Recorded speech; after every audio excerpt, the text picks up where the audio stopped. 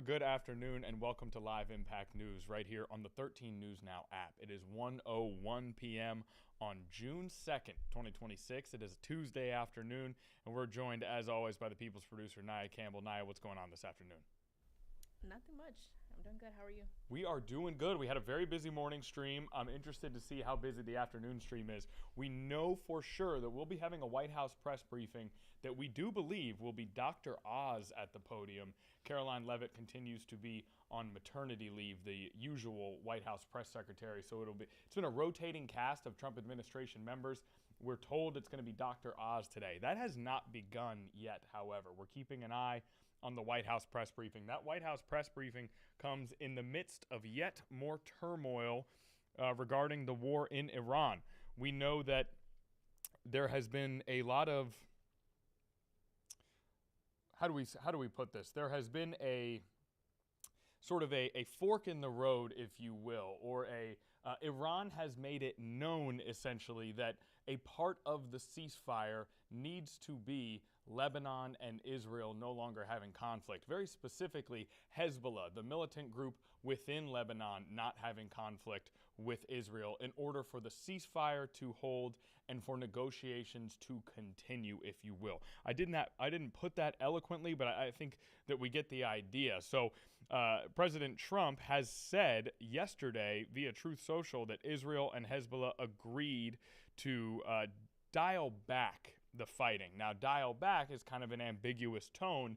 Does it mean less? Does it mean none? It's hard to say, but we do know that as of today, Israeli drone strikes in southern Lebanon did kill 8 people. Again, this conflict between Lebanon and Israel, and really Hezbollah within Lebanon and Israel, is creating issues with those negotiations for peace, negotiations that have seemingly been ongoing in an up and down manner for months now, really, where at one point there will be a lot of optimism and encouragement that a deal is close, and then just as rapidly that deal seems to fall apart and negotiations hit another standstill. So that is where things stand in Iran as we anticipate this White House press briefing. Now, again, as we said, it'll be Dr. Oz giving that White House press briefing as far as we know. Now, Dr. Oz is the administrator for the U.S. Centers for Medicare and Medicaid Services.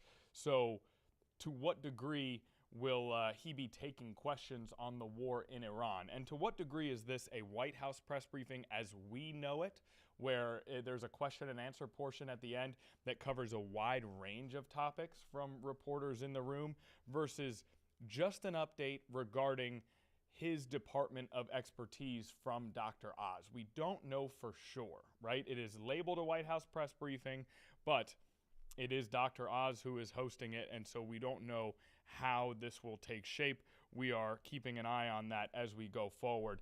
And since we are here discussing this topic, we'll also note that Secretary of State Marco Rubio appeared before a Senate committee earlier today, this morning, in order to discuss the State Department's upcoming 2027 budget. It's the first time he's appeared before members of Congress since the war in Iran started, and there were an immense amount of questions about the war in addition to about the budget. Now, let's continue to make sure we're completely up to date with everything that we are reporting on. We do know that Secretary Rubio will be appearing before the House as well. It was a Senate committee earlier this morning, and we also are tuning into Associated Press right now in order to make sure you're up to date on both Marco Rubio's hearing and the war in Iran.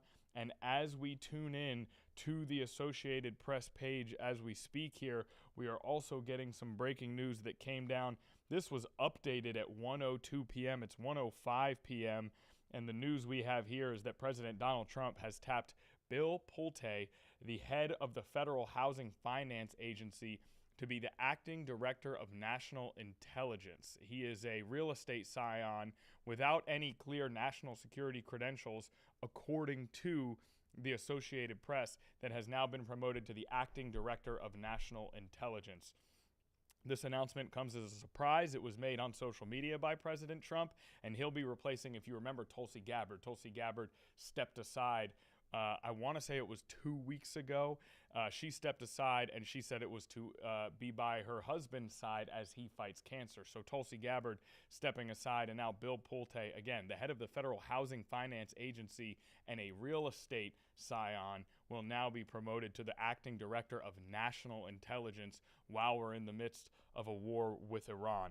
So that is a piece of breaking news that really just kind of came across our desk and that we're bringing to you right now live on the air. So a lot happening here as we start. This really is very similar to how the morning stream went, where the news sort of kept on coming. Now, we are going to shift gears here and talk about what we originally planned on starting our show with before we kind of got word of this breaking news, and that is a press conference that happened in North Carolina earlier today. This press conference is sort of hosted by attorney Ben Crump, and it is regarding the former North Carolina police officer who was caught on camera in a doorbell video repeatedly punching a woman during an arrest. This video was taken on Friday. It's made major national headlines ever since. That police officer, Carson Hyder, 22 years old, a former Shelby police officer, as he has been let go by that department, and he also now has been charged with assault according to authorities. Now, I'm getting word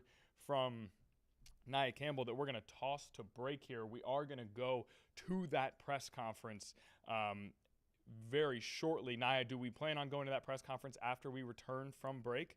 Okay, so we're going to take a break. When we come back, Ben Crump hosting a press conference regarding that doorbell video and the charges that have come since then.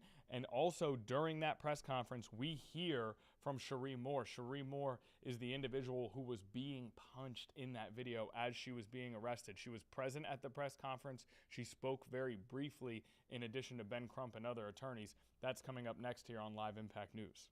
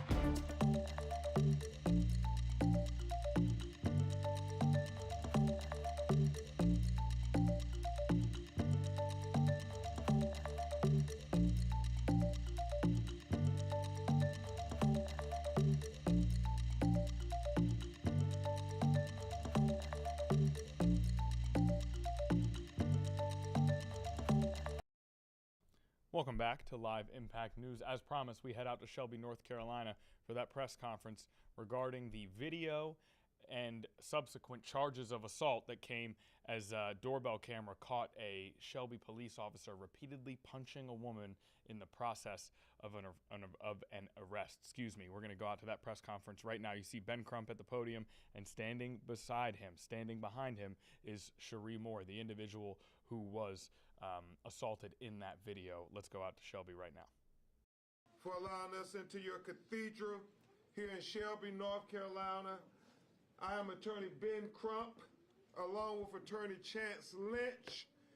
We have the honor of representing Cherie Moore and her family. We have present with her father, Mr. Gregory Moore, who's also here, and some of her aunts and uncles. I would be remiss if I didn't tell you all that I stand here with this sister and I have righteous indignation about what we witnessed on that video. I mean, it was God awful how he assaulted and battered this black woman. Amen. People all across America watching this video, and they are just outraged about how he plummeted and punched her over and over and over again. I mean, when you think about, yeah, it harkens back, Bishop Moore, to what the great civil rights icon Malcolm X said, that the most disrespected, the most unprotected, and the most neglected person in America is the black woman.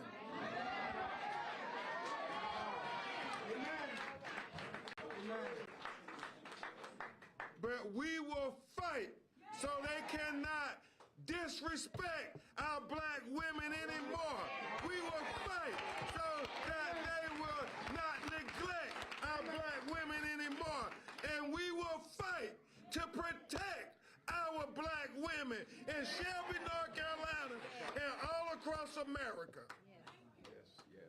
It is, I'm the father, Mr. Moore, of a black daughter, and I can only imagine how you must have felt watching your daughter be brutalized by the very person who was supposed to protect and serve her. And you all have seen the video. You all know on May 29th, Cherie, 34-year-old native of Shelby, North Carolina, in this city, she has mental health issues, and that's not a crime. That's right. That's right. That's right. She has been diagnosed with schizophrenia and bipolar. She was approached by the Shelby Police Department officer while she was having a mental health crisis.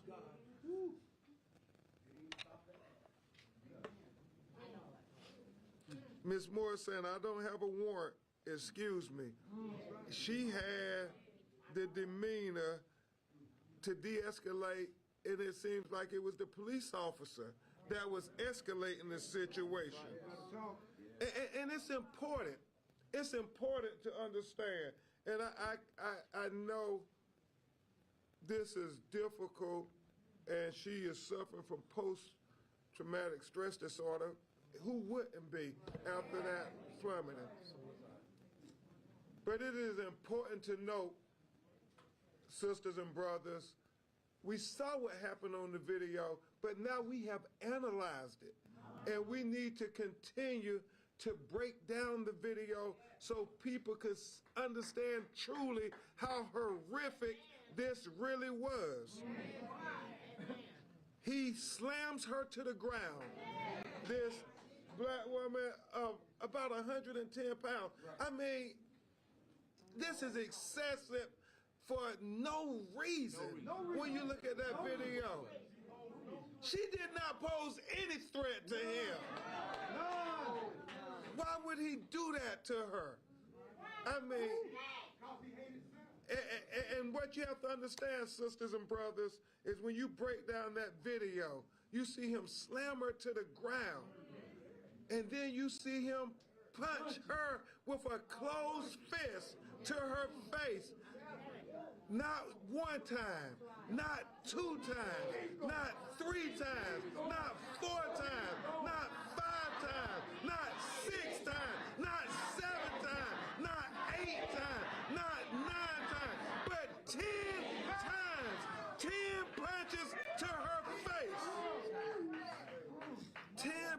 his closed fist to her face, causing her nose to be fractured, causing her eyes to be blackened, her lips to be swollen. And Attorney Lynch, as we in our team, we broke down that video, you see he punched her 6 times, and then the other officer tells him, that's enough, I got her. And then he punches her 4 additional times. It was unjustified, unnecessary, unconstitutional, and just outright inhumane. Amen. Where is the humanity for Cherie Moore?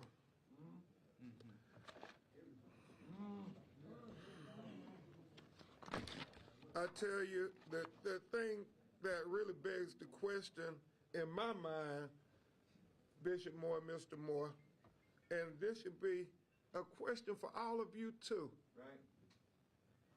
What would the narrative have been if there was no doorbell video? Come on. What will the police report presented if there was no doorbell video? Oh my God. You wouldn't be here. And You wouldn't be here. And can you all imagine if it wasn't for this doorbell video? How many other sisters and brothers will this police officer, this so-called police officer, would he have brutalized if it wasn't for that video? And it wasn't for you all standing up demanding justice for Cherie Moore. How many more of us will have fell victim to this police excessive force?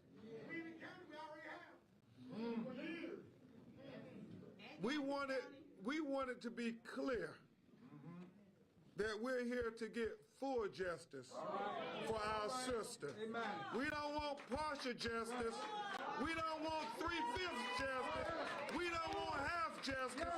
We want full justice for Cherie Moore.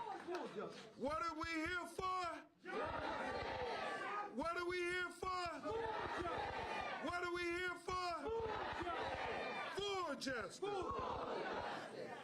And so we know, because of you all in the community, that they did fire the officer for what he did on the video. And you should give yourselves a round of applause. You made that happen. Concerned citizens standing up for Cherie. You all made that happen. And then we got retained and we started calling for criminal charges to be brought. And they did bring criminal charges. However, we think that now that we have the medical records that provides evidence that our sister, Cherie Moore, suffered a fractured nose and her eyes were black and her lips were swollen, serious bodily injury. Serious. Now, the prosecutor can go back and increase the charges from simple assault to assault with serious bodily injuries inflicted. Full justice. Full justice. Full justice. Full justice. And understand, Bishop Moore, Mr. Moore, we're not asking for anything special. What we're asking for, if that was the prosecutor's daughter, who this police officer did like this, what would he charge that officer with then? Whatever he would charge them with for doing it to his daughter, we want the same thing for them doing it to Greg's daughter. Equal justice. Equal justice. Amen. Nobody is above the law. That's right. That's right. That's right. She is a mother of a 17-year-old daughter. She is daughter to Mr. Gregory Moore. Her mother passed, and Mr. Moore has been standing in the gap for his daughter who suffers from mental illness, which is something that is very common to all of us. Right. I mean, think about it, y'all. If we don't stand up for Cherie Moore, Who will? That's right. we all may have people in our families who have mental health crises. Do we want them to be beat down like they beat her down? That's why we have to stand up, y'all. Her family has been supporting her. The community has been supporting her, and we have to continue to do it.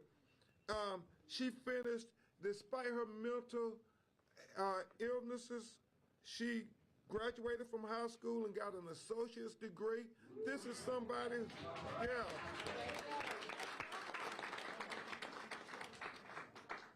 And she still struggles with schizophrenia and bipolar. That has been diagnosed.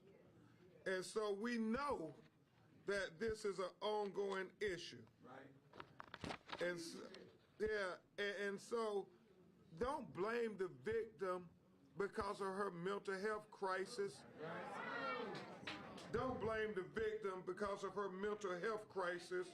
We have to blame the people who are supposed to be trained professionals to deal with a mental health crisis. Yeah. And sisters and brothers, even though we got the arrest, we can't get complacent because an arrest is not a conviction. And we have to fight for justice until we get a conviction and we get full justice. Everything that the law will allow, that's what we want. And so we're going to present the medical records to the state's attorney and ask them to increase the charges to be commiserate with the evidence that is purported on the medical records of having a broken nose. Right. Right.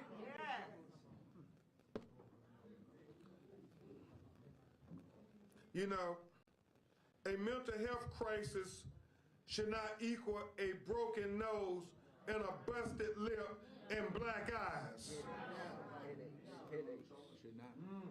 The officer should be held accountable for each punch to Cherie's face. For each punch. 10 charges. This is, you know, if I could just break it down in the most basic sense. Break it down. People don't choose to have mental health issues. Mental health challenges is not a choice. But how we respond to them is a choice. And we see how he responded is the wrong choice when you're trying to interact with someone who has mental health crises. A badge is not a license to be brutal. Amen. We expect the police to treat our citizens with humanity, with dignity, with respect. Yes. That's why we're fighting for full justice. Full justice. Full justice. Full justice. Full justice. Full justice. Full justice. Full justice. Full justice. Now, before Attorney Lynch addresses you all, and then we'll try to take some questions from the media. Attorney Lynch, I want to at least let Cherie thank everybody if she can. And y'all, keep her impressed. She's going through a lot. Yep. And Yeah, and we all got to love on her more than he punched her. Right. That's right. Thank you for everybody. Definitely want to say thank you. I'm happily surprised to see, older and some younger people that I went to school with. It's nice to see y'all. I definitely appreciate it, and I plan to show it in a more, I guess, obvious way in a little bit. Yes, ma'am. Justice for Cherie Moore! Justice for Cherie Moore! Cherie Moore speaking at the podium, albeit briefly, a moment of obviously took quite a bit of courage there as she addressed the crowd gathered as attorney Ben Crump continues to speak on as they will pursue further consequences for the video that was captured of the officer from Shelby who was repeatedly punched Cherie Moore in the face as he was arresting her. He has since been, again, let go from his position and charged with assault. We will continue to cover this story out of Shelby, North Carolina as it progresses. For now, we're going to take a commercial break. When we get back, that White House press briefing has began. We'll go live to D.C. upon our return.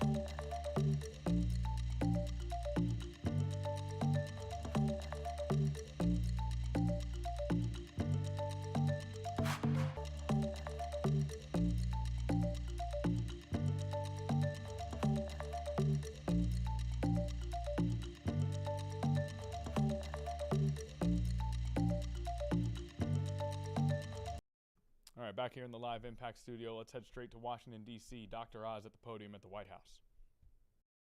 What we are going to do as a nation. So if we as a country decide we're going to go in one direction, you can't have states splintering off if they're going to spend the other people's money. The fraud, for example, that I'm talking about and the use of money for illegal immigrants, the people who pay that bill when it, for example, the largesse of California allows folks to get benefits that the rest of the country doesn't think is appropriate for illegal immigrants or home health care providers, that money's paid by folks who are taxpayers in New Mexico, which is a blue state, and Mississippi, a red state. So this is not partisan. Everybody is taxed extra and has to put more into the kitty because some states are doing things that we don't think as a country we would like to have happen. That's why this administration has been so dogged in this issue and why the president has been so aggressive. Go ahead, Mary. On Ebola, if Kenya does end up blocking the U.S. quarantine facility there, and it seems like they might since the Kenyan courts are delaying it, where will Americans who have been exposed end up going? And then why can't they just come to the United States? I mean, I think you would probably agree that the U.S. has pretty good health care here. So where will they go and why not to the U.S.? Jennifer, the main issue with having a facility close to the Democratic Republic of the Congo is if a patient is sick. Again, I'll speak as a heart doctor. I want to take the patient to the OR that's right next door to the room they're sick in, not to the building next to them, or to 3 buildings 2 blocks away, because that time is precious to us. You have a golden hour in many of these instances around trauma, but for illnesses, it's also relatively short. So we are confident, and the State Department's working on this diligently, that they're going to be able to work out something with Kenya. There has already been a fair amount of communication around this issue. We have and that's by the way, there's a UK base there. We have other people who might be willing to welcome us, and we have our German colleagues as well. So there's many places we can send folks, but sending them across the world, especially when we're not sure what's going on with them, is probably not the wisest move. In red, take it away. Thank you so much. Alina Shirazi from the Daily Mail. This is the 4th checkup that the president has had. He's supposed to have 1 a year. He's had several CT heart scans. What are the doctors looking for? And second question, I think you might like this one better. Who has been your favorite cabinet secretary so far to do the briefings at the podium? That may not be my favorite question. That might, I mean, they're all obviously different. I think Scott Bessent's dry humor is fabulous. Marco is just an earnestly funny person. We can tell all kinds of stories about Marco's entertaining commentary. I think JD was spectacular. You know, he's just very on his game, understands the issues, and he understands the American people, which is I appreciated his presentation so much. And I did watch them all, by the way, just to prepare. I'm a doctor. I try to do my homework. I prep for the case. The first issue was about Ebola. No, about President Trump's examinations. checks. He's had 4 already. The president's supposed to have 1 a year. Yeah. So I actually have talked to the president about what he's sent to all of you. And I think it's just a routine, regular exam. You remember I had the president on my show 10 years ago, and he also presented records. And at the time, I was stunned at how well he was doing, because so many of these numbers naturally over time will start going in the wrong direction. But if you look at these records, they're spectacular. You know, his cholesterol, his blood pressure, all the numbers are starting in excellent parameters. His ability, and listen, I work with him frequently. Many of you get to see him almost every day. That amount of energy and that amount of mental acuity does not exist in a vacuum. You have to have a vessel to carry it, and the president has a unique ability to just keep going at all hours of the day with remarkable strength. Let's go. Right behind you. Yeah. So the administration has been stressing reshoring manufacturing, pharmaceutical manufacturing is part of that. From those announcements of those 17 pharmaceutical companies, what's the timeline that we could see those projects come to fruition? Is it summer? Is it end of this year? Well, these companies are already making investments in America. Some are ongoing, some have announced. I went to a ribbon cutting in one in Charlottesville recently. And so there's a lot of investment coming to America. But think about what you would do if you're a pharma executive. If you're a pharma executive and America's open for business and we're trying to support innovation, you know, saving people from, you know, cancer, autoimmune problems, dementia, all these different, you want to be where the action is. So these companies are coming here. It's actually a brain drain from Europe in particular, but other parts of the world as well, of companies who want to come here. So it's not just that we're already going, it's going to get bigger and bigger and louder. No, the jobs are starting when the first time you hire someone to build a plan for you, we have a job. If you're asking for people with picks and helmets, that's also coming quickly. But again, I've been to facilities that are already under construction, so they're starting, and and the president and I visited a facility in Cincinnati a few months ago that, again, they already have the facility, they're already running the facility, they're making additional investments to upgrade their program. Yes, ma'am. Thank you so much. I know this isn't your wheelhouse, but you are speaking on behalf of the White House today. Can you respond to any of the criticism from Republicans on President Trump's decision to tap Bill Pulte, who has no known intelligence experience, as acting DNI? Well, I think Bill is a great guy. I know him socially. I've not worked with him in his current job, but I do trust the president's judgment. He is a very sharp, quick study of people, their emotional abilities, and their ability to persevere in the face of hardship. So I have confidence in his decision. Yes, ma'am. Back on Ebola, given the World Cup coming up and millions of visitors coming to the United States, on the U.S. preparation for this, who is in charge of proactive surveillance measures, and what type of surveillance will the United States be doing for visitors coming in? Will that be expanded beyond the DRC, Uganda, and Sudan? Can you describe what is in place knowing this influx of people coming soon? So Jay Bhattacharya, who I spoke to this morning, who is our brilliant leader of the NIH, but also CDC now, is running this program. He's got a lot of help from Dr. Heidi Overton and many others at the White House. So it's a well-constructed game plan. They aggressively got into, and they're funding now, a lot of the treatments that are being offered in the DRC and the Kenya facilities, just an extra way for us to take folks who are Americans who need help. But we have very purposefully put up testing tools and mechanisms at the major airports that people will be traveling through. I have great confidence in Jay's ability. He's a brilliant scientist and knows a lot about viruses. He wrote one of the most important papers really describing the true reality of what was happening during COVID early in the pandemic. It got him in the hot water because it was not convenient to hear it, but he's a brave man who will make the right decisions and be transparent about them. In pink. Just back to the question about Bill Pulte. Congressional statute says any appointee for the position of the Director of National Intelligence shall have extensive national security expertise. What extensive national security expertise does he have? Ma'am, you're asking me a question that's out of my lane. I'm so focused on making sure Americans are healthy that I have not been looking at what other agencies. Take that, yes. And the edge, go ahead. Yellow tie, go. Thank you, sir. Thank you. All right. Okay. That was fun. Dr. Oz, just now you said that it should be surprising to people that personal care service attendant is now by twofold the most common job in California and the most common job in New York. The U.S. healthcare industry has been growing rapidly, 7 to 8% annually. It's an estimated $5.3 trillion in growth. Healthcare accounts for about 18% of GDP. Why should people be surprised that in two of the most populous states in the country, a healthcare-related job like that would be a common job when it is, again, one of the fastest growing and continuously growing industries in the U.S.? I mean, what's going on here?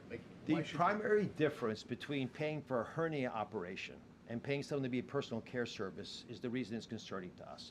If you're having a hernia operation, you have a scar. So I know you got something, and you have a doctor who is licensed, and you had it done in a facility that's also credentialed and has been inspected. When you get personal care services, it's an unlicensed person in an unmonitored setting promising they did something. That's a lot of handshakes and finger crossing and hoping that it worked out okay. This is a problem that has been growing for years. It's just gotten now to a crisis mode. It is just difficult to imagine that it's twice as many jobs as anything else. It's not that healthcare jobs aren't important, of course they are. But if we put guardrails around these programs, we'll allow them to thrive. I'm here because I love Medicaid. The president has already said he loves and cherishes Medicaid and Medicare. Medicaid in particular is the ultimate payer of last resort. We cannot allow these programs to be defrauded into a turmoil that they cannot pull up from.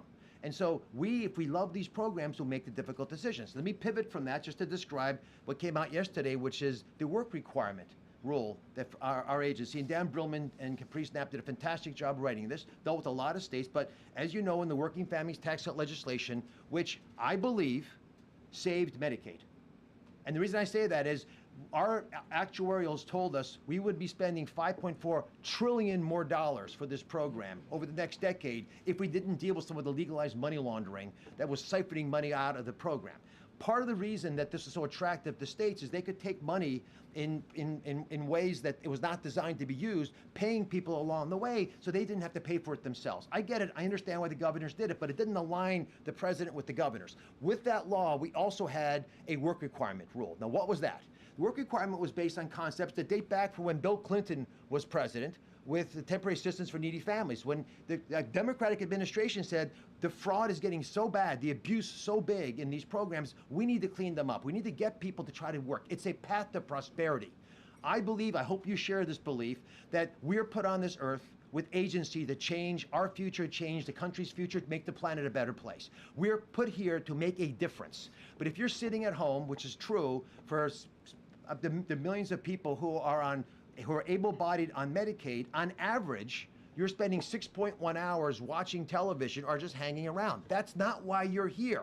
So as a path to prosperity, Congress very wisely said, let's get you back into the workforce. Let's require you to get free health care coverage, to be able to work for 20 hours a week, or volunteer to make up the difference if you haven't worked 20 hours, or get an education, just participate.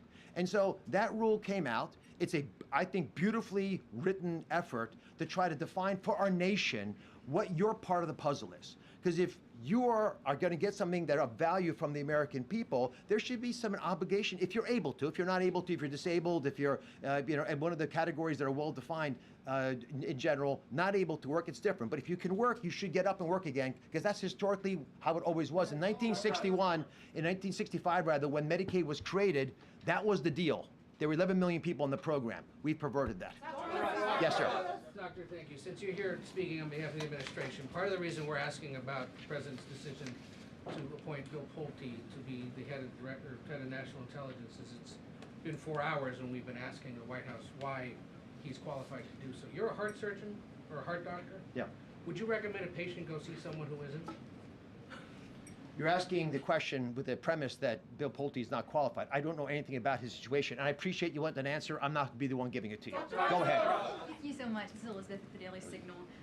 What are you doing, first of all, to remove any illegal immigrants who are still receiving Medicaid from the program? You mentioned earlier that's something you've been working on. And then secondly, Medicaid reimbursement for Planned Parenthood will resume July 4th unless Congress acts to extend the One Big Beautiful bill. As CMS Administrator, what's your message to Congress on that? On the illegal immigrant side, I'll take one question at a time, if you don't mind. Just a lot of folks. We have, because we now can do it, a very straightforward way for the 44 states that don't have state-based Medicaid plans for us to be able to audit if the people that we're paying for are citizens or not. In the state-based plans, like I mentioned in California, and there's a few other states, Colorado, Washington, et cetera, Illinois, they have their own plans. So we have to now audit their plans. This is a challenge, and that's why before I came here, I met with a bunch of Medicaid directors from many states, red and blue, and they want us to help rebuild the tech infrastructure of Medicaid in this country. Imagine 50 balkanized programs. You spend $20 billion a year, $20 billion for tech infrastructure, and we're not getting our money's worth. So we're putting $200 million more because of the Working Families Tax Cut legislation. We've negotiated, Dan Brillman did $600 million of in-kind contributions from the vendors to be able to get the work requirement done in an effective way. But I think it's the first step of a much larger national opportunity to fix how data flows. And one more bit on this, Medicare's billing system, which many of your relatives are using, was a 1979 era COBOL-based system. I don't even have engineers who know how to use that system. And so if you're going to really use cloud-based tools, if you want to use technology to help Americans connect better with the healthcare system, you have to update them. The president has been supportive of this, so we are upgrading the system. And my hope is that we can use the tech transformation tools of this government to bring people to work with us from the private sector. And every major tech company is a partner of ours. Now, our pledge is 700. Yes, go ahead. Hey, I just wanted to follow up on her question behind me. If the president's in such perfect health, why does he keep going back in for checkups? I think he likes the results. He does really well. He aces the test every single day. And I do actually believe that he is curious to make sure everything is going in the right direction. He's a very meticulous person in so many ways that are often underappreciated. But for him to want to know all the numbers and keep on top of them, it's the same reason he calls people at odd hours, because something's on his mind and he wants to deal with it. Yes, in purple. I wanted to ask about the UFC fight here at the White House next week. The president recently invested in the parent company of UFC. Is it a conflict of interest for him to be promoting this event while he's invested in UFC's parent company? I don't think the president sits in the Oval Office and makes individual investment decisions, but I don't know about that issue. But knowing him, I suspect someone else is making those decisions for him. But wait, go ahead. Thank you, Dr. Oz. The Obamacare subsidies expired earlier this year. What negative consequences have you seen, and do you see any policy adjustments that need to be made? Let's talk about Obamacare. Let's take a step back. 2015, 16, 17, 18, 2020, there were 9 million people on Obamacare. 9 million. Today, it's more than 20 million. Like, what happened? What happened was we completely took the guardrails off.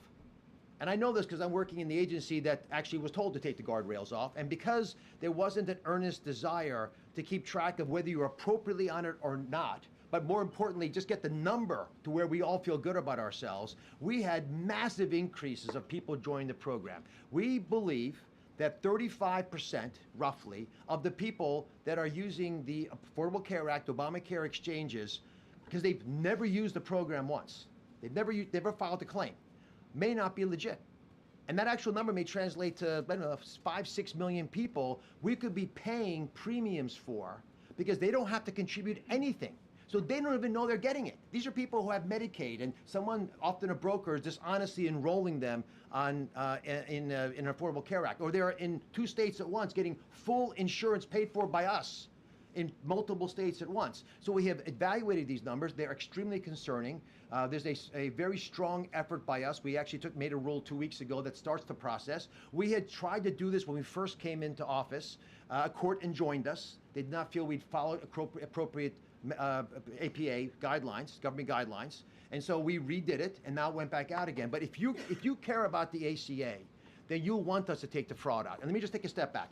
If we want you to go back to work on Medicaid, what's going to happen? You're going to start making money. As you make money, you're going to make enough money, you get above the poverty level, you're going to want to buy an Affordable Care Act product. Or private industry, commercial insurers are going to start using it. That's a good thing. We're getting America back up. They're getting into work, getting them into the stratosphere, building prosperity. So we want these programs to work together. But if you've got millions of people, literally, who are getting insurance that they don't want, they don't even know they have it, and we're all paying for it, that's tens of billions of dollars we're throwing away. That increases premiums for everybody. It drives affordability down. We're not going to tolerate it anymore. Sir, in the back, in the beard. Yes. Thank you so much, Dr. Rose. We are happy to see you. I'm sorry, I will ask two questions because I'm Turkish No, American. only one question. It doesn't matter. One question. Okay, so I'm going to ask you, the Turkish president, Recep Tayyip Erdogan, and American president has a good relations. And there's a report they are going to meet in Turkey and United States game in Los Angeles. Have you heard about it? And also there's a NATO summit in Turkey in July. So you are Turkish American, I don't know, do you have any idea? Are you going to join? And what you're thinking about Erdogan and Trump relations? I have no idea about these meetings. I've not been invited to anything. I suspect I won't be invited to everything because I've got a lot of work to do here. I'll give it right there. Go ahead. Good. Yes. Jordan Conrad, Gateway Pundit. Back to the illegal aliens on Medicare and Medicaid. Last October, you announced that you had found over $1 billion in federal tax dollars going to illegal aliens. How much has that amount increased as of today? And it's kind of like fish in a barrel. Are these people being referred to immigration for prosecution and deportation? The number has doubled from what I said last year. We're about $2 billion. The good news is that many states realize this is a problem and they themselves have stopped doing this. Listen, it's the same basic story again and again. We as a nation make a decision because we're one people. Individual states have to take that decision and use it to the best of their ability. Some states don't do as good a job as other states. That's why we're looking to individual states for leadership, for better ideas to deal with many of these social problems that unfortunately begin to pile up over time, and they threaten the very foundation of our social net that supports all of us. That's why this matters so much. If you quiz the vice president, he grew up in an environment where he saw people abuse this. I know that's the case of people who are in the task force right now, the Anti-Fraud White House Task Force. So there's a passion about this, and for good reason. I mean, the president calls the vice president Elliot Ness. He wants him, he likes the fact that he's taking this seriously, he's going at it, and he's doing what's best for the American people by making some tough decisions.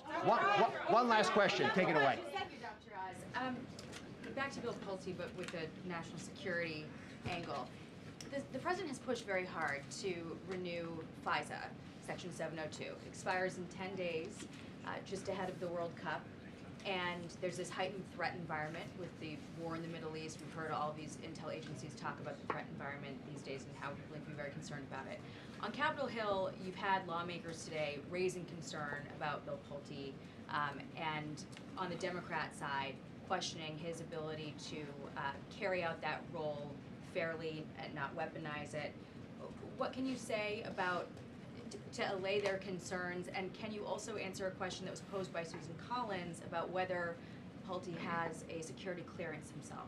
Ma'am, I don't know anything more about Bill Pulte than you do. I did not think that would be one of the questions that would even come up here. I hadn't even heard the news when I walked out. Okay, let me leave you with, we have one last question, but I do want to... Okay. Go ahead, ask him. I'll come to you. I have a GOP question. What's your question? Very Do you quick. have any medical advice for the Americans out there that are suffering from a very serious ailment called Trump derangement syndrome? I am concerned about folks who have focused their entire life energy on dislike of the president. It's disheartening to see people lost in that way, but you know, treating stupid is really hard, and that becomes a real problem. And these folks are off. Now, GLP-1s. I mean, let me just answer because I'm out of time, and Very quick one. Are Americans getting real deal medication, brand name like Wegovy, Ozempic, or it will be generic on Trump RX at $50 monthly rate? The Trump RX product is the real deal, the true API, the pharmaceutical product that's made by the two major providers right now, which are Novo Nordisk and Eli Lilly. There are other companies coming into the space. We have these products that are given by these companies as part of this deal, so we like to use the real product to be able to satisfy the needs of the American consumer. It's the brand. It's a brand name. Last question from the middle. Go with last question. Take it away. Thank you, Dr. Oz. So Kenya basically has stopped, has asked U.S. not to build the quarantine facility there. And the people, the responders from here who are supposed to go there, do you think the Trump administration's policy of not allowing people who are exposed, Americans who are exposed to the virus, come back to the U.S. will dissuade these responders from going there? No, I think we're going to work out with Secretary Rubio's leadership a very favorable arrangement with Kenya. I've been to Kenya. It's a beautiful country, very sophisticated people. They're going to do the right thing for everybody, and I think it's a perfect solution. I thank you very much for letting me participate. God bless you all. Take care. Microplastics. Okay, so there you have it. The administrator of the Centers for Medicare and Medicaid Services having what was a facsimile of a White House press briefing, right? It looked like it sounded like it, but you heard that certain questions Dr. Oz simply did not have answers to there. Very, very specifically, he did not have answers about the newest appointee as the Director of National Intelligence, the acting Director of National Intelligence. Multiple times, Dr. Oz was asked about Bill Pulte. Questions where you heard Pulte mentioned were questions surrounding this situation. This came down this afternoon just after we started our stream, that President Donald Trump had tabbed Bill Pulte, head of the Federal Housing Finance Agency, to be the acting Director of National Intelligence, right? We got that news, and naturally, Dr. Oz was asked about it multiple times within that press briefing. However, Dr. Oz repeatedly remarked how that was not something that he had information on, that he was able to comment on. That was not, and I'm paraphrasing here, his lane to comment on, and that the news had just come down and he did not have any information. So in that sense, less like a White House press briefing in that you had someone conducting it who could only speak on certain topics. Now, he was asked a number of questions regarding public health, Medicaid as well. In addition to that last question you heard about a potential quarantine facility being constructed in Kenya would specifically be targeted towards Ebola. Now, our latest update from Reuters.com coming down earlier today, a Kenyan court blocked on Tuesday for another 3 weeks a proposed Ebola quarantine facility. That facility, or that plan for that facility, has led to protests in which 2 people were killed, and it ordered the government to disclose its agreement with Washington. This is a proposed 50-bed unit on an Air Force base in central Kenya, bless you, Naya, for Americans exposed to the virus in the Democratic Republic of Congo or Uganda, and it has angered many Kenyans, according to this reporting from Reuters. We've got another update here that says they accuse the U.S. of offloading the health risk of caring for patients. So that's the situation that was being asked about there in that final question. Now, a lot of different things were asked, but there, of course, were a number of questions about Medicaid requirements. A study from the American Enterprise Institute, or from what we could tell, was an American Enterprise Institute study, was referenced there by Dr. Oz. This is a reconciliation bill that would impose community engagement requirements for childless, non-disabled Medicaid recipients between the ages of 19 and 64 beginning in 2027, so next year. The requirement would require spending 80 hours in at least some months, either working, going to school, participating in a work program, or doing community service. In a previous analysis, this particular study found that between 40 and 56% of childless, non-disabled Medicaid recipients in that age range would not have been in compliance in 2022. Now, we do have sort of further insight on this from KFF Health News, kffhealthnews.org, reporting on what is a smaller sample size that they say symbolizes how requirements like this could go. In Arkansas, a work requirement was added to Medicaid in 2018. A study was conducted based on nearly 6,000 respondents. That study found that about 95% of the target population were already working or qualified for an exemption, but that a third of them did not hear about the work requirements. As a result, nearly 17,000 Medicaid recipients subject to work requirements lost coverage. KFF found that adults 50 to 64 are more at risk of losing Medicaid coverage because of the new work requirements. So 19 to 64, the full range, 50 to 64 more at risk. This says here on, again, KFF Health News, more than 1 in 10 in that age group said they had retired, and among them, 28% reported being disabled. This is Benjamin Summers, a healthcare economics professor at the Harvard Chan School, said many of the 4.8 million able-bodied people in the CBO estimate will actually be engaged in the activities they are supposed to be doing and lose coverage because they're not able to navigate the reporting requirements with the state and lose coverage from red tape. So maybe they are doing the things that they're supposed to do, but getting the actual documentation submitted and checking all the boxes you need to check could be the issue that ultimately leads to lost health care coverage. Just a couple of different studies coming together here based around the answer that Dr. Oz gave there. All things to consider as sort of this changes to Medicaid are coming underneath this second Trump administration. So an interesting press briefing there from Dr. Oz. More information, I think, than maybe we would typically get regarding Medicaid, Medicare, and public health. A little bit less information when it comes to questions about, that new acting intelligence director, things like that. As for us here on Live Impact News, we are going to take a break.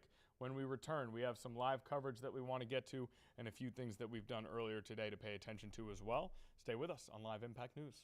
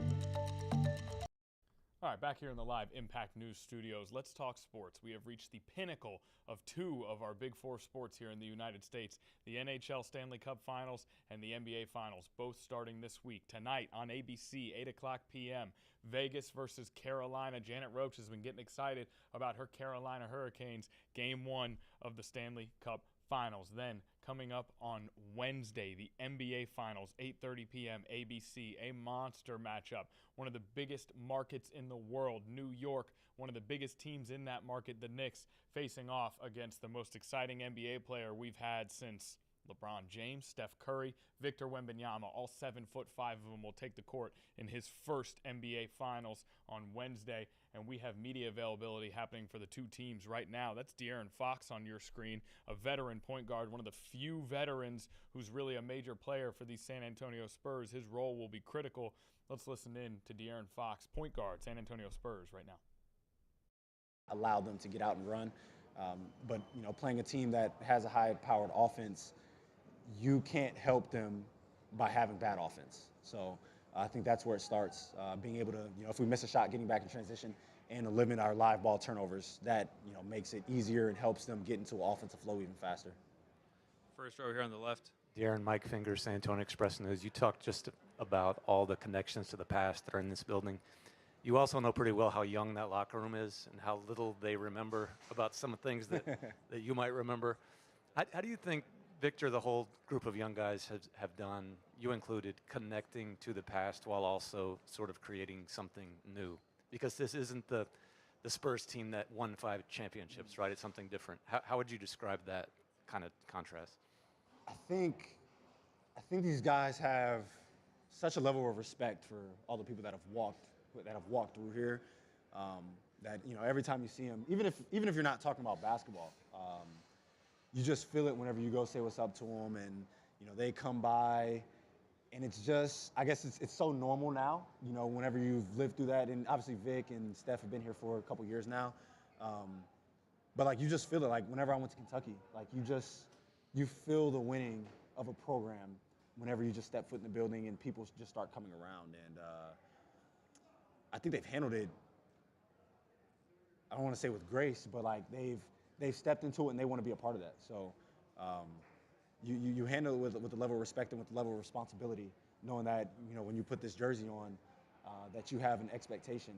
And it's not always to win. You know, you're not going to always win, but to go through that process of trying to get to that point. And I think it's been great. And I think that's why we've been able to do it we have 4 guys that are under 23, and I think we have like 7 guys that are under 26, and we're in a position to win a championship. And that's because of the way that they've handled this process. Second row. Jared Schwartz, New York Post. Just your time with Coach Brown, you know, what sticks out about him as a person and maybe as a coach? I think the biggest thing is just how open that he is, and that's from like an organizational standpoint. You know, whenever he came in, the first thing he's like, well, I want the entire organization to be in a line, you know, from ownership to front office to coaching staff, players, medical staff, everybody on down. And whenever you have that, and I've seen it since I've been here, and I'm like, well, that's probably where he got it from, and when he's a head coach, that's why he wants to do it that way, because then there are no secrets. You know, if a player says something, you know, you tell your medical person, and then they tell the coach and the front office, and everybody knows exactly what's going on a day-to-day basis. And I think that's what makes a team good. And obviously, you know, there's talent and all these other things that play into that part, and, you know, a little bit of luck, a little bit of health, and all those things. But whenever you have it from there, from a foundational standpoint, you give yourself a chance to be good year in and year out. Thanks, Darren. Yep.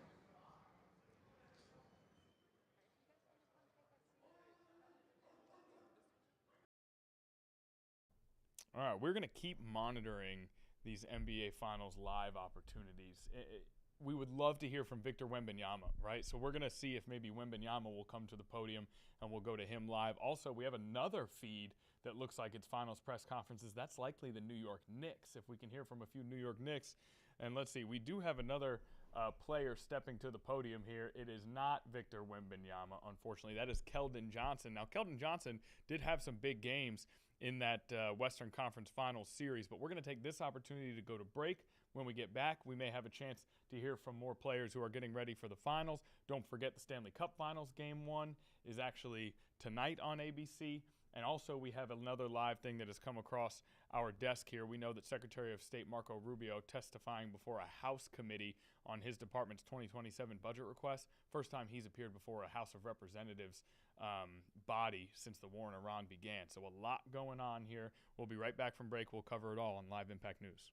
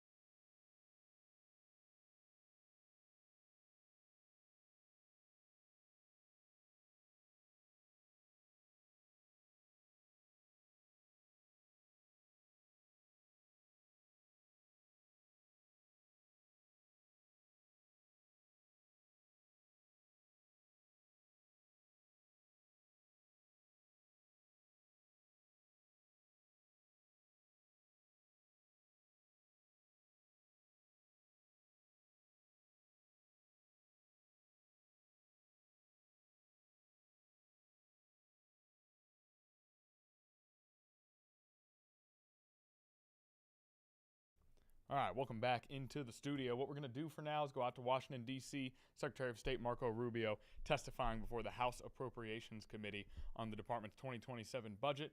We expect there will be quite a few questions about geopolitics as well. Let's head out to D.C. right now. Our bill maintains the requirement for you, Mr. Secretary, to consider, prior to providing funds, the voting practice of other countries at the United Nations. It also requires an assessment of cooperation on other issues of importance to the United States, such as migration issues, opposing foreign adversaries, and burden sharing, among others. These are all areas of focus where I believe the department has achieved notable success, and I look forward to discussing them further with you, Mr. Secretary. To support a policy of peace through strength, the committee recommendation for fiscal year 2027 once again supports allies and partners of the United States while countering adversaries and those countries and non-state actors that support our adversaries. Our bill includes steadfast support for our great ally Israel by providing $3.3 billion in foreign military financing, consistent with the U.S.-Israel Memorandum of Understanding, and it maintains critical support for Egypt and Jordan. With respect to confronting adversaries, the United States has been in nearly continuous conflict with the Islamic Republic of Iran since its founding in 1979. For almost 5 decades, Iranians have endured repression, violence, and torture at the hands of the evil Iranian regime, a regime that exports terrorism and brutally suppresses dissent at home and attacks the United States and our allies. Mr. Secretary, last week, Mr. Secretary, on Mike Codell, we visited the site of the AMIA bombing in Buenos Aires, where in 1994, Iran's just terrorist proxy Hezbollah attacked a Jewish center in Argentina, killing 85 people and injuring over 300. And in 1992, Hezbollah bombed the Israeli embassy in Argentina, killing 29 people and injuring more than 200. These are just two examples of how Iran and Hezbollah have been exporting deadly terrorism around the world for decades. We have a responsibility to do everything we can to stop these terrorist regimes before they claim more victims. Now, in my view, the coordinated military action by the United States and Israel against Iran's military capabilities, as well as its nuclear program, will help ensure the security of the United States and our allies and partners for years to come. So I'm sure members will have questions for you about these operations, including the status of efforts to help secure freedom of navigation in the Straits of Hormuz and the status of our embassy operations in the region. The committee also continues its long-standing focus on countering the challenge to the United States national security posed by the People's Republic of China and the Chinese Communist Party. This includes funding above the request for our Indo-Pacific strategy, including through fully funding the Countering PRC Influence Fund. This bill strongly supports allies and partners in the region, including Taiwan and the Philippines and Pacific Island countries. As I mentioned at the beginning, I am particularly proud of the fact that the United States has reprioritized the Western Hemisphere and put the Americas first, which has been a major foreign policy priority throughout our history. As with the president's bold action in Venezuela to remove the indicted criminal Nicolás Maduro, the United States is now decisively tackling security challenges closer to home, like putting anti-American regimes like Communist Cuba on notice. Threats to our national security should and will not be tolerated. The bill continues strong support for democracy programs for the people of Cuba, Venezuela, and Nicaragua, and calls on European partners seeking support for Ukraine to stand for freedom and democracy in the Western Hemisphere as well, especially in Cuba, Venezuela, and Nicaragua.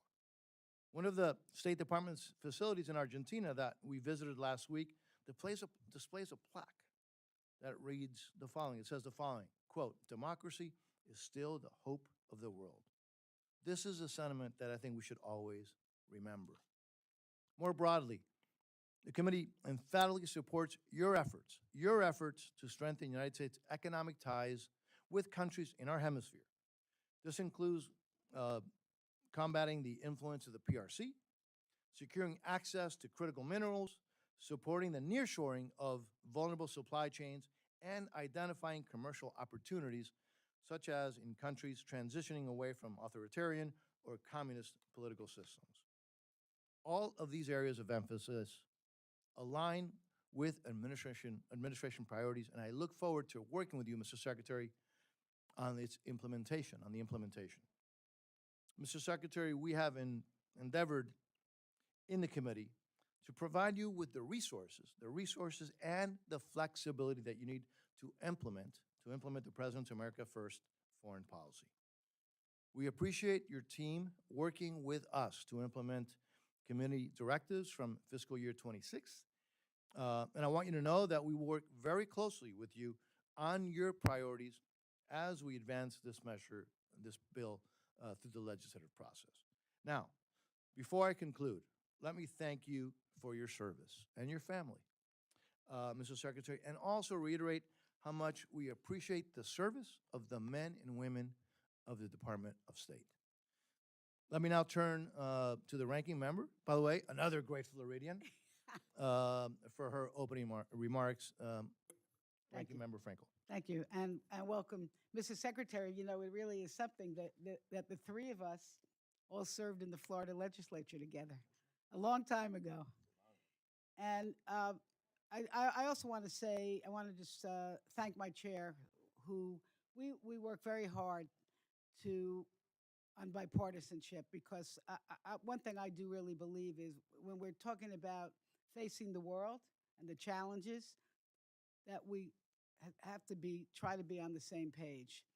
Now, we do have some differences of opinion, which I will talk about today. And I also want to say, Secretary, I saw you this morning, your testimony. This is a very rigorous day for you, and we see you all over the world. And I thank you for your service. I may not agree with everything you say or do, but I have a lot of respect for the time and commitment that you put into your job. On the budget, I'm not going to talk that much about the budget. I really, the comments I have are really going to be on what's going on in the State Department from our point of view, the Democrats' point of view. We do have a couple of missing members. I want people to know, because it's primary day in some of the states in this country, and so they're out actually in their reelection. It's not that they didn't want to see you. I just want to say on this budget, last year we worked out, I think, I didn't like the top lines. I think we could have had more money, but the fact is we did come up with a bipartisan agreement. This year, our budget passed here only on Republican support. For us, things were missing, like our paying our dues to the UN, family planning for the women of the world, human rights. We think we have to do a better job on that. And I hope as our budget goes through, we can get together on those points. But at the core of this hearing is about whether America leads or retreats, whether we prevent crises or wait for them to become catastrophes, and whether we preserve the diplomatic, development, and humanitarian tools that makes and will make America safer, stronger, and more prosperous. Mr. Secretary, when you started your tenure at the State Department, I was honored to attend your welcome. I will tell you that I thought you were there with me, right? Or I was there with you. We were together. We were together with a lot of other people. And I would just say this, your remarks were inspiring. And I left very, very hopeful about your commitment to democracy and American leadership. And then what happened? DOGE came in with Elon Musk. I'm not going to go through the litany of names, came in with what I think was an insidious sledgehammer. Because we have witnessed the devastating consequences of the devastation and dismantling of USAID, the terminating of critical health and development programs, and forcing thousands of experienced public servants out of government. And the consequences are not hypothetical. People living in some of the world's most vulnerable countries, places facing poverty, conflict, hunger, and weak health systems that have long relied on American partnership and leadership, places like Sudan, Haiti, Ethiopia, are losing access to health care.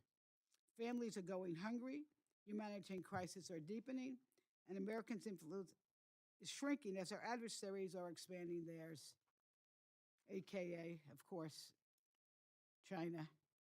In just 1 year, Mr. Secretary, these cuts have contributed to more than 750,000 deaths worldwide, roughly 88 lives every hour.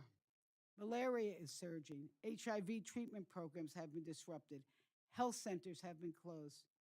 We hear reports from countries like Haiti, the Democratic Republic of Congo, Bangladesh, and Jordan, where cuts to family planning have forced more than 1,400 clinics to shut their doors, leaving an estimated 9 million women without care and contributing to increases in hemorrhage, infection, unsafe abortion, and preventable death. These are the mothers of the children, the spouses that we expect to be taking care of families. Experts warned us we're on track for millions more preventable deaths by 2030. And meanwhile, a dangerous Ebola outbreak in the Democratic Republic of the Congo is spreading rapidly, making harder to contain by the administration's decision to cut funding to the World Health Organization, which has resulted in their staff cuts.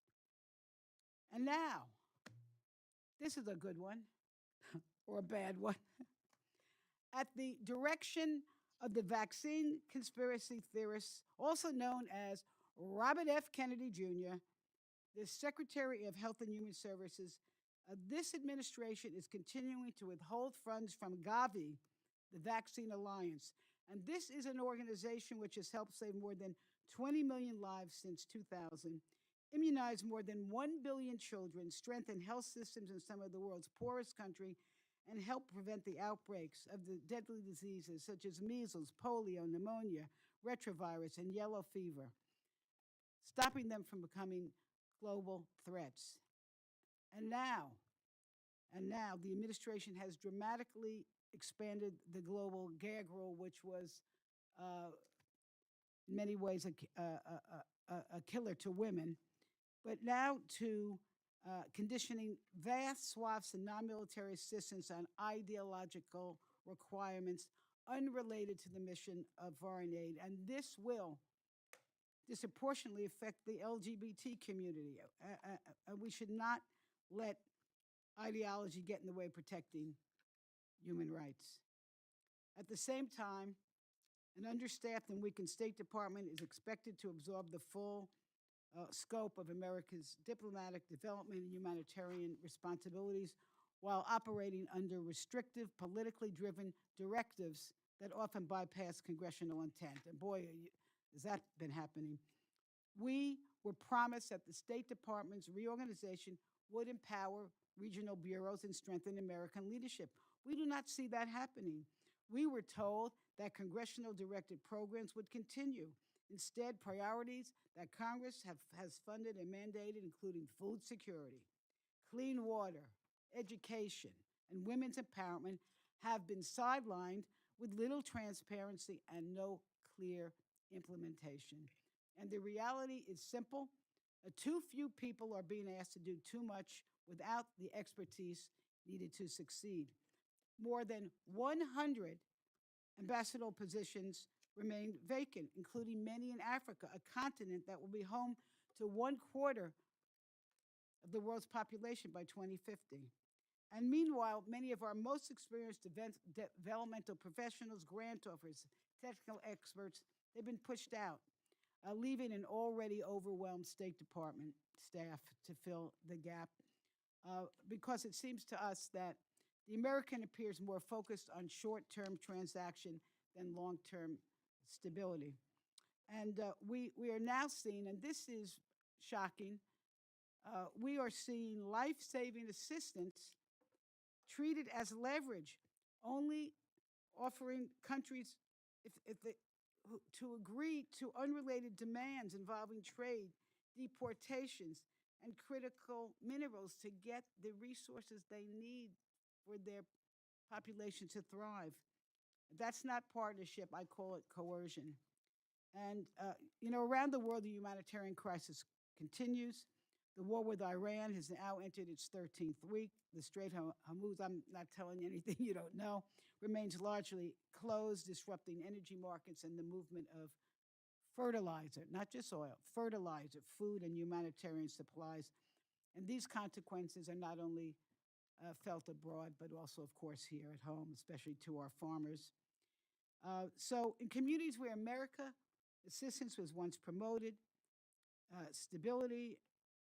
where we promoted stability and opportunity, new research is already showing an increased instability and a conflict following the abrupt dismantling of USAID programs with no substitute. At the United Nations, the United States is increasingly absent from critical discussions on human rights, democracy, and women's empowerment. And even as we expect the international community to support our priorities, while we fail to meet our own commitments. That's getting back to our 2027 budget. We need to pay our dues. The result is clear. Our alliances have weakened, our credibility has suffered, and American standing in the world has diminished. We need a State Department and an international affairs budget that reasserts American leadership, honors our commitments, supports those in need, and advances a foreign policy that makes our nation safer, stronger, and more prosperous. Because we know this, when people say, well, what is in it to us? Well, you know what? When people abroad, when they are educated, when the children are educated, when they're not hungry, when they're healthy, there's less opportunity for disruption and chaos and wanting to join terrorist organizations. I can tell you this, and I've said this before.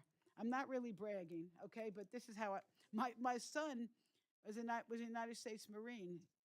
He's back home, thank goodness. But he served in Iraq and Afghanistan. He would be the first one to tell you, and I'll be the first one to tell you, that most Americans would rather prevent war than send our sons and daughters to fight them. And that's why soft power matters. That's why what we're doing in this budget matters. That's why what, Mr. Rubio, what you're doing at the State Department should matter. Diplomacy prevents conflicts before they erupt. Diplomacy, not bombs and bullets. Diplomacy. A global health program stop outbreaks before they reach our shores. Development reduces the desperation that fuels extremism. And strong alliance ensure that we do not face threats alone. That's how America leads. That's how America stays safe. And unfortunately, it seems to me, it's my opinion and some others, the administration has abandoned that proven strategy. And Mr. Secretary, really, and I say this in good spirit because in the end, I hope we can come together on our budget. And I hope you'll share today with this committee how the United States intends to meet today's global challenges without sacrificing the diplomatic, development, and humanitarian tools that have long advanced our interests. And we'll look forward to your testimony and to the questions of my colleagues. And with that, Mr. Chair, I yield back. I thank the ranking member. And by the way, having a Okay, we're back here in the studio following that opening statement from United States Representative Lois Frankel, speaking at the end there about the dissolution of USAID and how that has impacted the response to Ebola overseas that we have seen there, or may have impacted that response. So we're going to take a commercial break here on Live Impact News. We got about a quarter of the show left to go and plenty more news to cover when we return.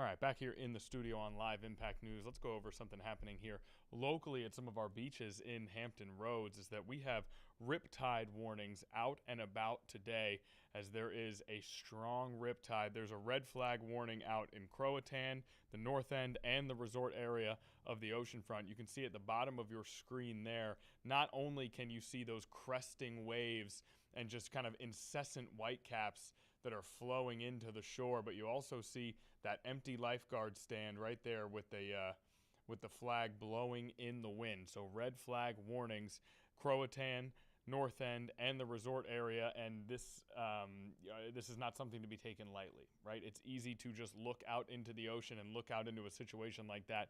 It's hard to see rip currents for how powerful they are, but it's something that can happen quickly and very dangerously. Now, here is the scale that we use. As we said, it's just the one red flag, not the double red flag for today's warning.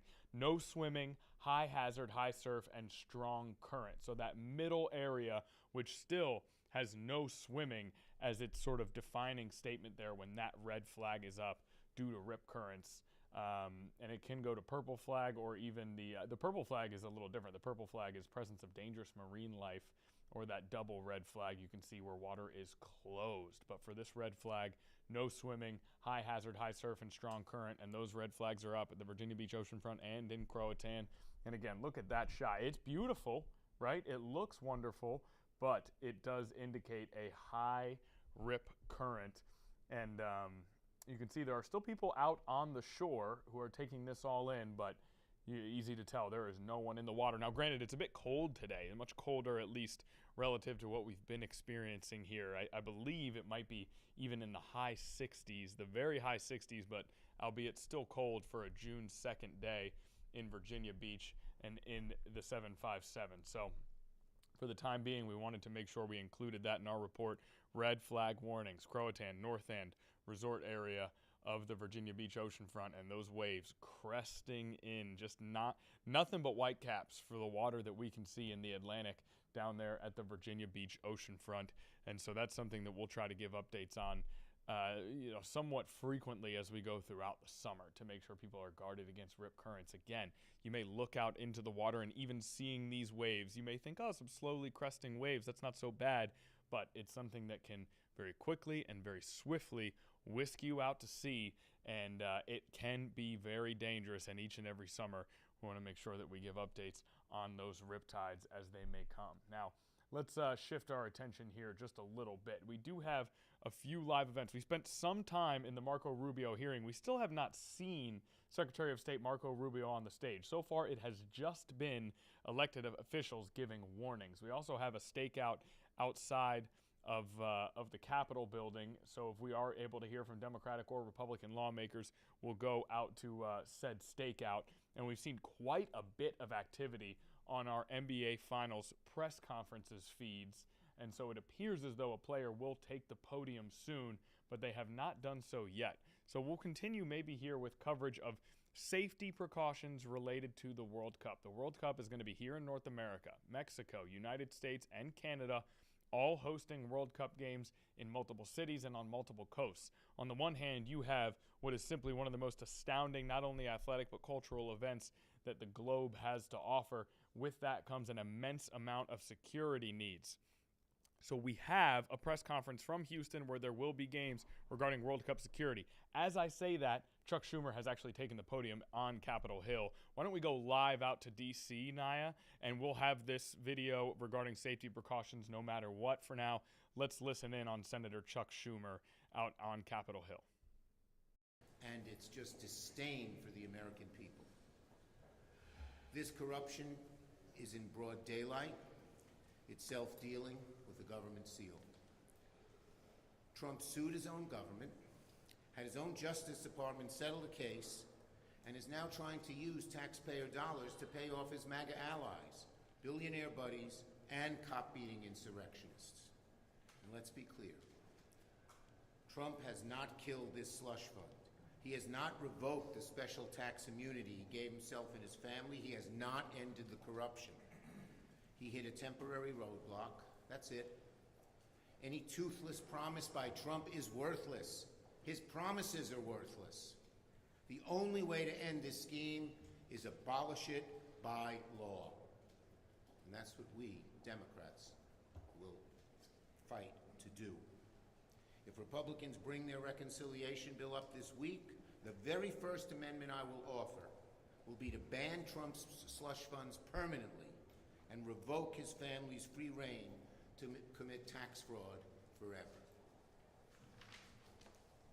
Trump doesn't get to make off with at least $100 million his family owes on unpaid taxes. He doesn't get to use your tax dollars to pay off MAGA insurrectionists. If Republicans are really concerned about Trump's corruption, then prove it. Support the amendment to ban the slush fund and Trump's blank check to commit tax fraud. This corruption is too blatant for half measures, too dangerous for toothless promises, too rotten, too very rotten to let stand. Now on the Pulte appointment. This morning, Trump appointed Bill Pulte to serve as acting director of national intelligence, something that should send a shiver down the spine of everyone. Bill Pulte has proven himself willing to act as a Trump political puppet, filing baseless, outrageous, politically motivated charges on Trump's behalf. And now Trump wants to put him in charge of intelligence? Americans need an intelligence chief to be loyal to the facts. If you're not loyal to the facts and intelligence, you're not protecting our security. He needs the intelligence and security teams to pay attention to the security of the nation, not to the political interests of one man, which is what Pulte has done over and over and over again, just paid attention to the political interests of one man. At a time of growing threats around the world, Trump's choice makes one thing clear. He's not looking for independent intelligence. He's looking for political validation. The intelligence community exists to protect the American people, not to serve as another instrumentality of presidential retribution. Republicans should be speaking out swiftly and loudly. The job is too important. Senator Merkley. President Trump's Cash for Cronies Fund sets an American record in corruption.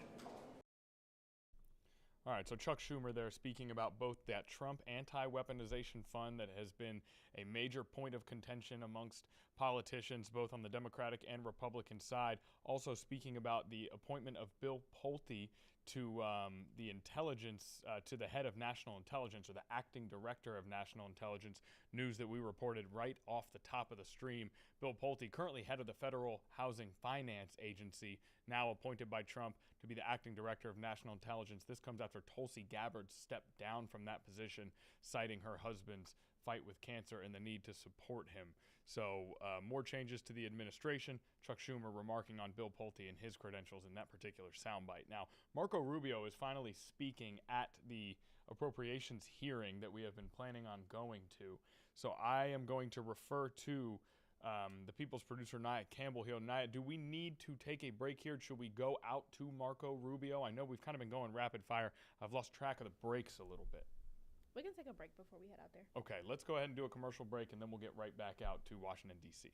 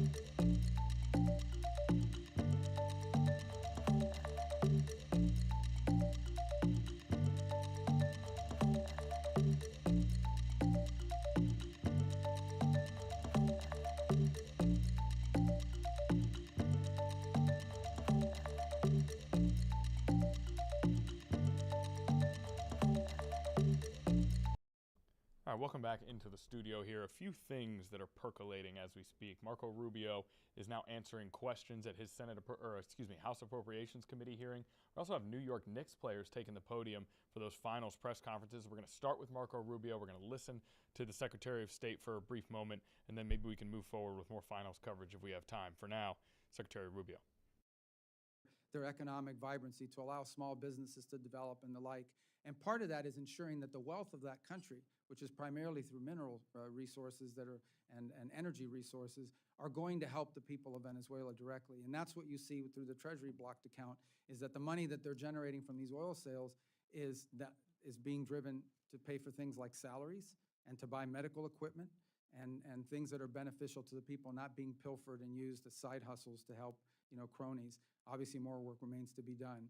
Ultimately, and other things that need to happen, ultimately, the answer in Venezuela is a free and fair democratic election, because it's not just the right thing, it also is necessary in order for them to be able to attract the kind of investment that they want.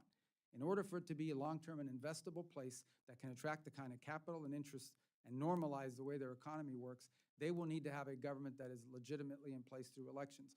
But you have to create the conditions for that. Those conditions include free and open media. We've seen independent journalism operating again in Venezuela. That's been a positive. You need to give space and time for political parties to organize and prepare them, position themselves to participate in those elections. You need a new electoral council because they're the ones that are going to be counting the votes and ensuring that the vote is legitimate. All that work is ongoing. There are multiple areas of cooperation with the interim authorities, some of which are not publicly discussed in the proper setting we could, that have been very positive.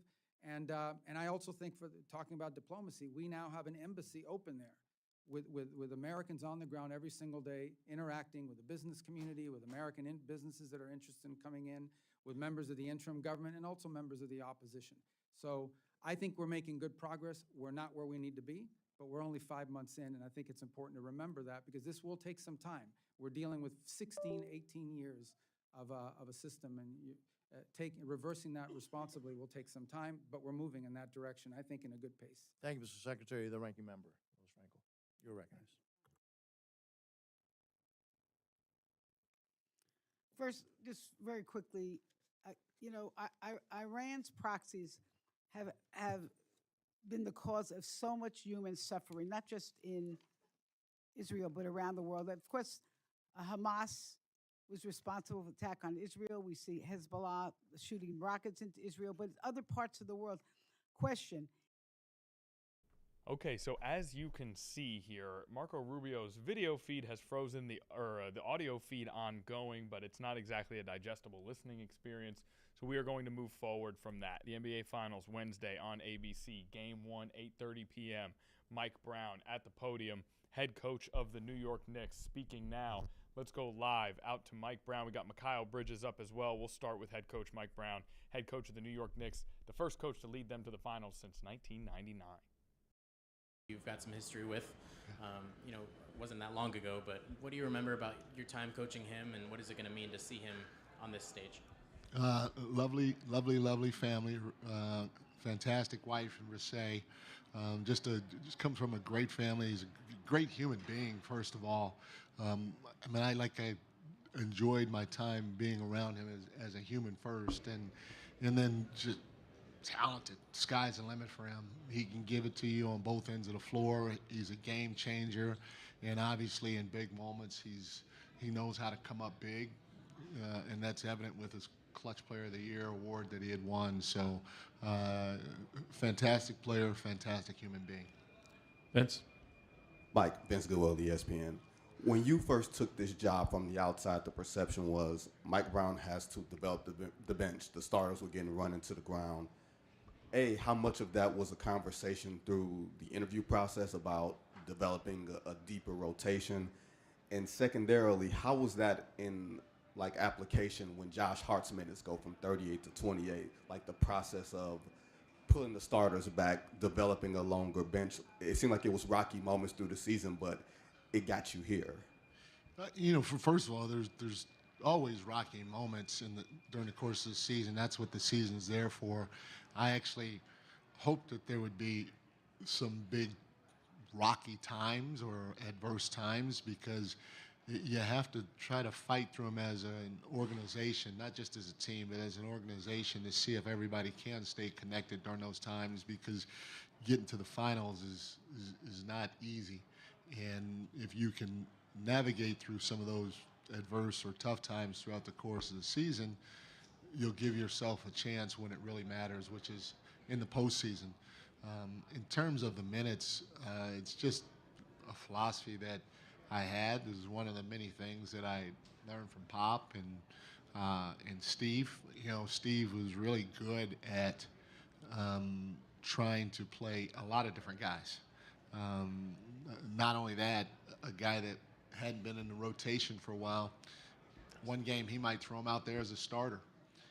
And that kept guys engaged, you know, or on their toes, however you want to call it. And then at the end of the day, I'm not a medical person, but just from what medical people say, that, you know, if you can kind of control the minutes during the regular season, it helps them during the postseason.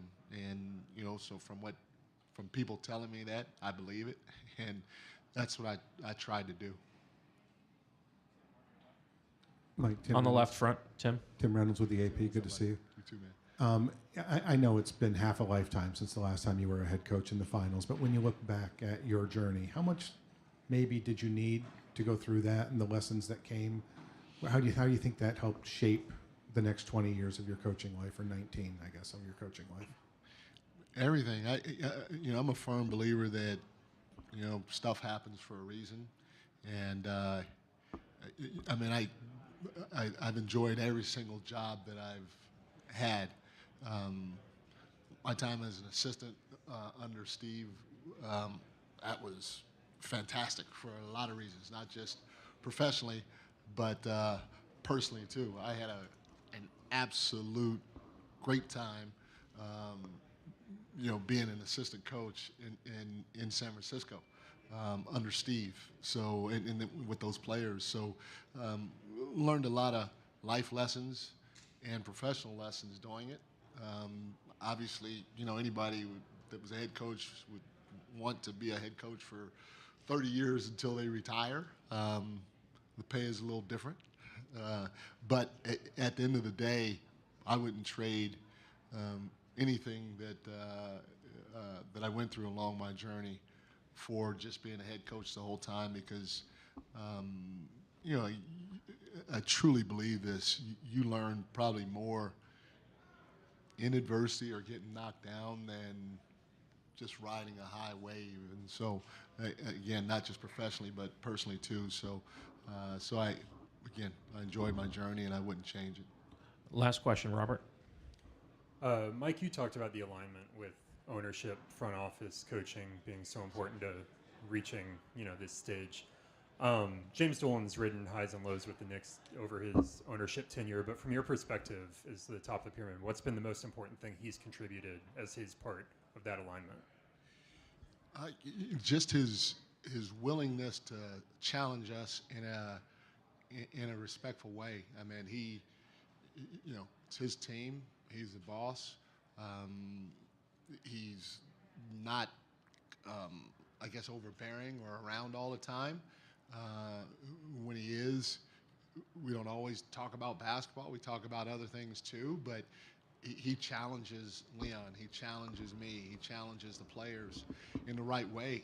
And, you know, you want that from your boss. You know, you want to be challenged. You want to be pushed. But there's a way to do it, and there's a way not to do it. And, you know, my short time around him, he's been fantastic in that area, but in the same breath too, he's adamant about giving you if you bring to him, you know, what you need, and there's backing with it. He's adamant about trying to give you the best things possible to go get the job done. So really appreciate my short time being around him, especially with the horizontal and, more importantly, the vertical alignment that this organization has. Thanks, Coach. Jalen will be right up. Thank you, guys.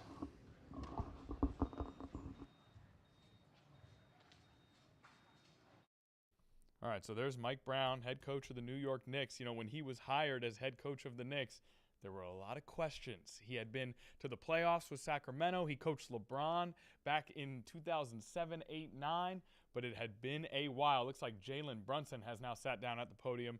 The king of New York right now, the best player on the Knicks, one of the best players in the NBA. Let's take a listen to Jalen Brunson as he speaks at the podium back to San Antonio. Any of those games, or remember? Definitely don't remember. It's pretty surreal. I'm not gonna lie. It's something I haven't really thought about. But I feel like once the season's over, once the career's over, there'll be times to think about the stuff that we able to go through together. But it's definitely a cool feeling. Again, same row.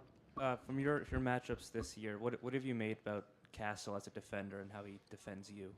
He's great. I think his intensity and tenacity is special. He plays with a chip on his shoulder, and he's had that since I've seen him at UConn. And the way he's played over these first couple years of his career, I mean, he's going to be a great player, great defender, and but he's tough. It's something you have to game plan for, and just be smart. On your left in the front, Tim. Tim Reynolds with the Associated Press. Jalen, you've played on big stages, obviously, 2 national championships, playing for USA Basketball in Manila. You've never played with a finals logo on the court or behind you or whatever. Do you expect it's going to feel different, and if so, how? Do you think it might feel different? I mean, yeah. I feel like everything leading up to Game 1 is going to be definitely heightened, just because of the everything that goes on around it. I think most importantly, when you prepare the right way, when you do everything, you do your routines, you treat it like a normal game. It allows it to be as normal as possible for you. So for me, just trying to make sure that I'm level-headed, making sure I do all the things I need to do pregame wise, not change anything just because it's the finals. Standing on your left. Dan Devine, Yahoo Sports. Jalen, you've talked a lot about the adaptability on the offensive end for your team, the different styles you can kind of go to. Defensively, they kind of bring a lot of that to the table too. I guess as you've dug into them, what have you seen from the diversity or the versatility of their defense? Yeah, they're very physical. The way they play, obviously, they're able to pressure on the perimeter. Obviously, having Wemby down there and on the weak side creates havoc, and so. Havoc indeed from Victor Wembanyama. Jalen Brunson has to find a way to deal with that and lead his team. Could be a classic, ladies and gentlemen. That's Wednesday. As for today, that's it for Live Impact News. We hope to see everyone tomorrow.